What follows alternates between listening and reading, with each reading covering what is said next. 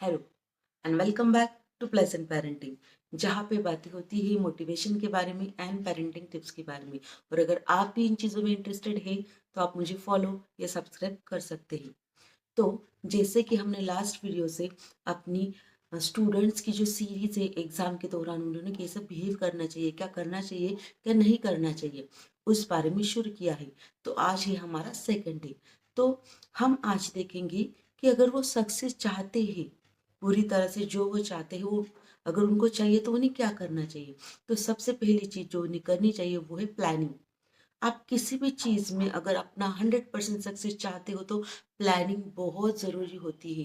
कि आपको अपना डे पूरी तरह से प्लान करना चाहिए कि सुबह आप कितने बजे उठने वाले हो, वहां से लेकर तो रात में आप कितने बजे तक सोने वाले हो। बीच बीच में आप ब्रेक ले सकते हो, आधा घंटे का, आपके ऊपर डिपेंड है अगर आप कुछ करना चाहते हो तो। लेकिन आपको अपना डे एक प्रॉपरली शेड्यूल आपको करना चाहिए, ताकि आपका ब्रेन भी उसकी वजह से अलाइन रहता है, उसको पता रहता है कि इस टाइम पे ये करना है। हमें अंदर से फीलिंग आती है कि यस, हम कुछ फ्रूटफुल कर रहे हैं। अगर नहीं तो अगर हमने कुछ किया नहीं ना, हमारे बहुत सारे दिन ऐसे ही वेस्ट हो जाते हैं।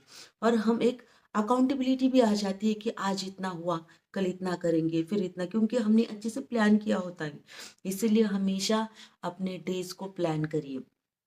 उसके बाद सुबह जल्दी उठिए, क्योंकि आप देखोगे कि जब भी आप सुबह जल्दी उठते हैं 4 बजे 5 बजे, जब आप नींद से जगते हैं तो आपका ब्रेन रिफ्रेश हो जाता है और आप अच्छे से मन लगाकर पढ़ाई कर सकते हैं। तो सुबह जल्दी उठना सबके लिए बहुत ही अच्छा होता है।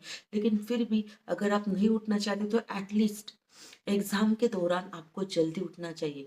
लेकिन ऐसा भी होता है, मैंने ऐसा ही पाया कि कुछ लोगों को रात को बहुत अच्छे से वो पढ़ सकते हैं, वो सुबह नहीं पढ़ सकते। तो आप ऐसा भी कर सकते हो कि रात में देर देर रात जाग तक आप पढ़ाई कर सकते हैं, सुबह थोड़ा लेट उठ सकते हैं। तो जैसा आपको सूट करे वैसा आप कर सकते हैं। उसके बाद आपको अपना एक टाइम टेबल करना होगा। उसकी मीन्स हर सब्जेक्ट को आपको कुछ दिनों में डिवाइड करना होगा। फॉर एग्जाम्पल आपके पास 30 डेज है, 1 मंथ है, उसमें आपके 8 और 9 सब्जेक्ट्स है। तो इक्वल डेज आपको देने चाहिए उन सारे सब्जेक्ट्स को। जितने भी आए, 2 दिन, 3 दिन, 4 दिन, तो इक्वली देनी है। लेकिन ऐसा होता है अक्सर कि कुछ सब्जेक्ट ना हमें बहुत इजी लगते हैं और कुछ सब्जेक्ट टफ लगते हैं। तो जो सब्जेक्ट आपको इजी लगते हैं उन्हें आपको कम समय देना चाहिए, और जो सब्जेक्ट हार्ड लगते हैं उन्हें आपको ज़्यादा डेज देने चाहिए। और जो हार्ड होता है आपको सबसे पहले उसी से स्टार्ट करना चाहिए, क्योंकि अगर एक बार हार्ड हो गया ना तो इजी का हम ऐसा कर लेते हैं। लेकिन अब अगर इजी पे ही आपने बहुत सारा टाइम वेस्ट कर दिया और हार्ड बाकी है, तो एक तो हम हड़बड़ा जाते हैं, घबराने लग जाते हैं। तो इसीलिए सबसे पहले जब भी आप शुरुआत कर रहे हैं तो हार्ड सब्जेक्ट जो भी आपको लगते हैं, चाहे वो मैथ्स हो, साइंस हो, इंग्लिश हो, उनको प्रायोरिटी दीजिए। और जो ईजी सब्जेक्ट है उन्हें बाद में रखिए। उसके बाद चलते हैं नेक्स्ट हमारे पॉइंट की तरफ, और वो है पॉजिटिव अफर्मेशन।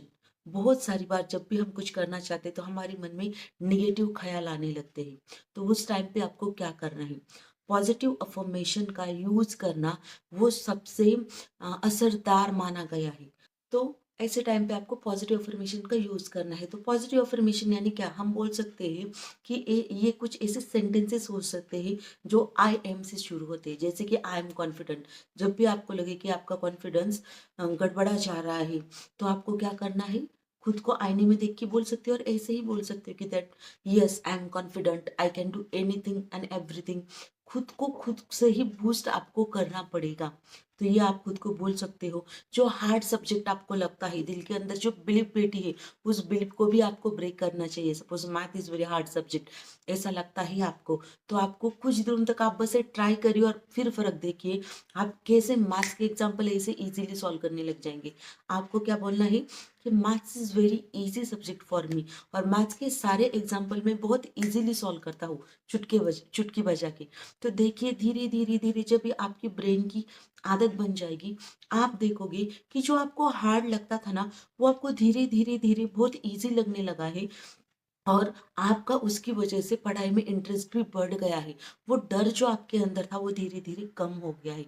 ये बहुत ही असरदार तरीका है, इसे जरूर यूज कीजिए। अब yourself away from negative people.